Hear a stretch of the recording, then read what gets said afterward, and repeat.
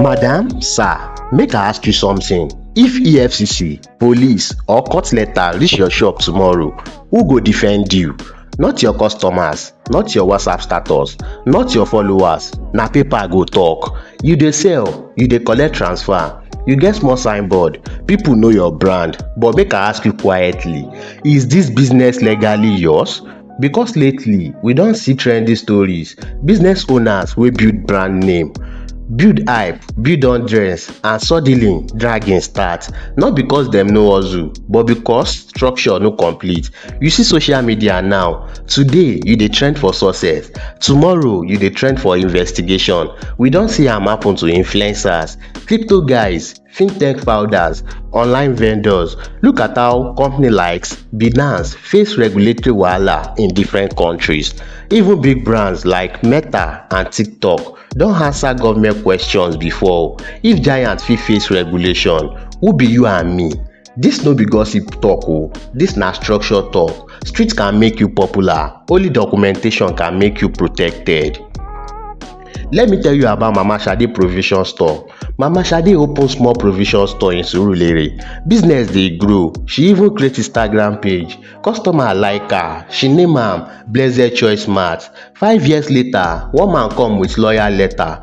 She don register the name, the trademark, the domain. Guess what? Mama Shade never register CAC, never trademark. Law no go ask who start first o. Law go ask who get paper. And just like that, years of branding gone. You think say this story no dey happen? E dey happen quietly every day. I know say you go ask, wetin be CAC? CAC, Corporate Affairs Commission, but forget grammar. CAC na the birth certificate of your business. Without am, you no get legal identity. You no fit operate strong corporate accounts. You no fit sign serious contracts. You no fit protect ownership. If two partners quarrel, who go own am? The person with structure now. Now hear this carefully. CAC register your business entity. Trademark protect your name. Different things. Example, you register Kapick Logistics Ventures, but you dey operate with the brand name Swift Drop. If you no trademark Swift Drop, another person fit register am, even stop you from using it online. These things don happen globally. Look at how Apple Incorporation defend its brand aggressively, or how Nike protect its swoosh logo. Why? Because brand name is money. If big companies protect name like life, why you dey ignore your own?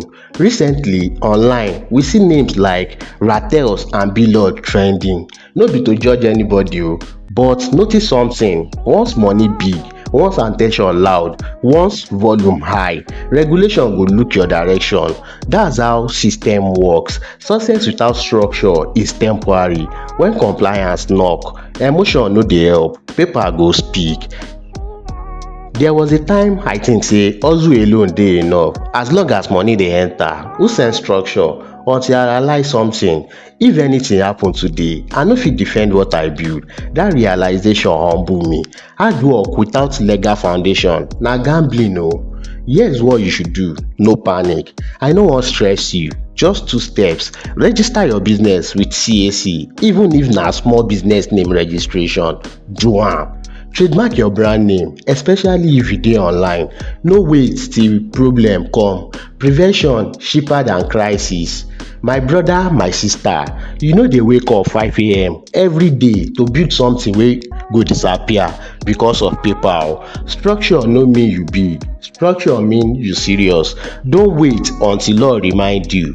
Protect your sweat. If this video makes sense to you, like the video, share am, subscribe, and for comment section, drop your opinion on it. Make we reason am together. Apply the lesson learned for today. Wa share.